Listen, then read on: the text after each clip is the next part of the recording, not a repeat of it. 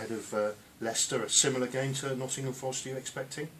I think it's a similar type test, yeah. I mean, playing a really good side away from home, really good atmosphere, big stadium, big crowd. So there's a lot of similarities. A slightly different test in terms of the actual game itself. I think Leicester play a slightly different way. Had them watched a number of times and watched them myself a number of times. They're a good side. So it'll be another really good test away from home for us. And no hangover for them after what happened in the playoff semi-final last season, it would appear. Yeah, no, they've started the season very well. They've been together a while now, the group and the manager, and I think that consistency has certainly helped them. They've attacked this season very well, and their home record has been excellent. So similar to Forest, really. They're a team full of confidence, but so are we. So it's all set up similar to Forest to be a really good, entertaining game. Every team you seem to play is littered with ex-players, players who played in the Premier League. David Nugent being this week's striker.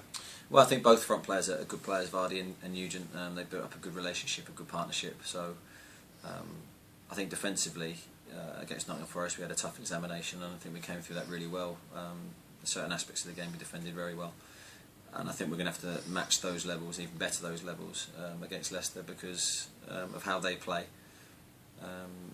And then if we can get our front players and our midfield players who are very creative in the game, I think we'll have a chance.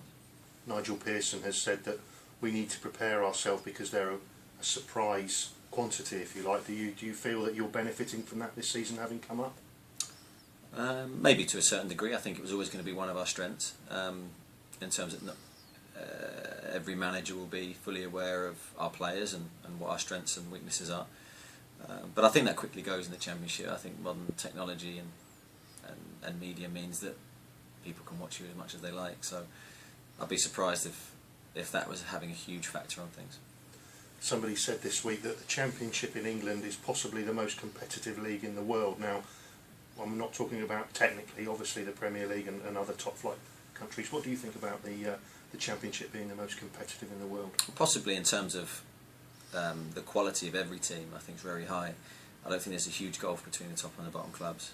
I think it's rare to get that in most leagues.